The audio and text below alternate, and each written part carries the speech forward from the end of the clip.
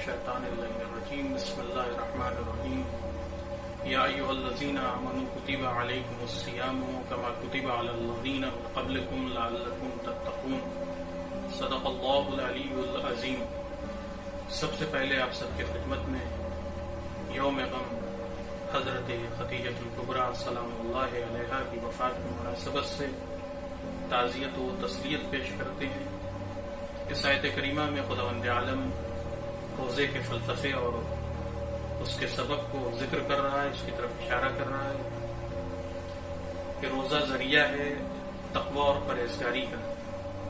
اس سلسلے میں آپ کی خدمت میں رسول اسلام کی وہ حدیث کہ جو پروردگار عالم نے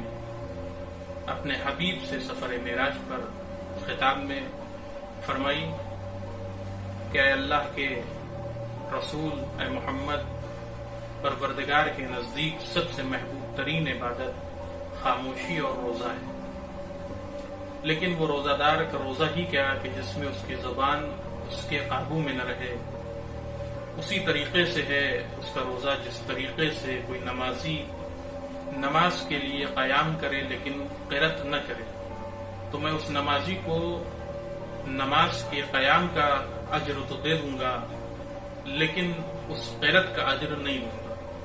اسی طریقے سے ہمارا اور آپ کا روزہ بھی ہے کہ اگر ہم نے اور آپ نے صبح سے شام تک روزہ صرف اس لیے رکھا ہے کہ بھوکے اور پیاسے رہیں گے تو یقیناً اس کا اجر تو مل جائے گا، لیکن یہ روزہ کامل روزہ نہیں ہوگا۔ کامل روزہ اس وقت ہوگا جب ہم اپنے تمام اعضاء کو گناہوں سے محفوظ رکھیں گے، ہمارے کان غیبتوں سے محفوظ ہوں گے، ہماری نگاہیں حرام چیزوں سے محفوظ ہوں گی، ہماری زبان ہمارے قابو میں ہوگی، تب جا کر یہ کامل روزہ ہوگا اور یہ ذریعہ ہوگا تقوی اور پرہیزگاری اختیار کرنے کا۔ دوسری حدیث اسی سفر معراج سے رسول اسلام واپس آ رہے ہیں کہ جس سے اندازہ ہوتا ہے اس حدیث کے ذریعے سے کہ بی بی خدیجہ سلام اللہ علیہا کس عظمت کی حامل بی بی ہے، کیا اہمیت ہے، کیا فضیلت ہے اس بی بی کی۔ اب ملاحظہ کریں، رسول اسلام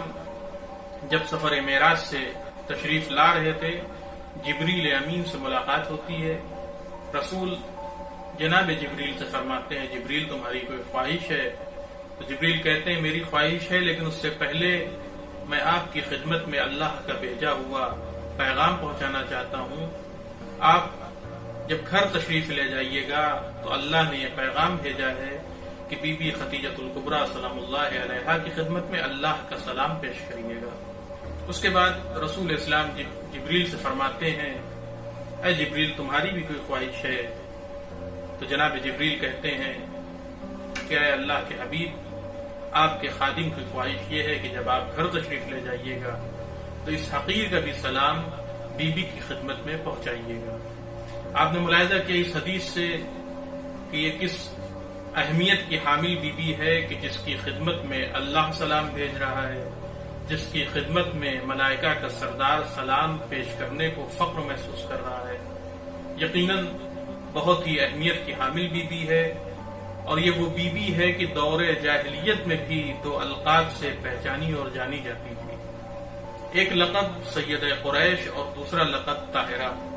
انہی دو القاب کے ذریعے سے بی بی خدیجہ الکبریٰ دور جاہلیت میں بھی پہچانی جاتی تھی۔ اگر ہم بی بی کی فضیلتوں کو دو لفظوں میں بیان کرنا چاہیں تو اس طریقے سے سمجھیے کہ سب کی جنت ماں کے قدموں میں ہوتی ہے۔ حضرت امام حسنین علیہ السلام کی جنت، خاتون جنت حضرت فاطمہ الزہرا سلام اللہ علیہا کے قدموں میں ہے، اور خود خاتون جنت کی جنت حضرت خدیجہ الکبریٰ سلام اللہ علیہا کے قدموں میں ہے۔ ہر فرد پر اس بی بی کا احسان ہے، لیکن سوال یہاں پر ہے کہ آیا ہم نے اور عالم اسلام نے اس بی بی کے احسان کی ادائیگی کے لیے کوئی قدم اٹھایا؟ اگر ہم آج بھی اس بی بی کی تاریخ اور نشانیوں کی طرف غور کرتے ہیں تو بی بی کی جو مرقد ہے وہ بھی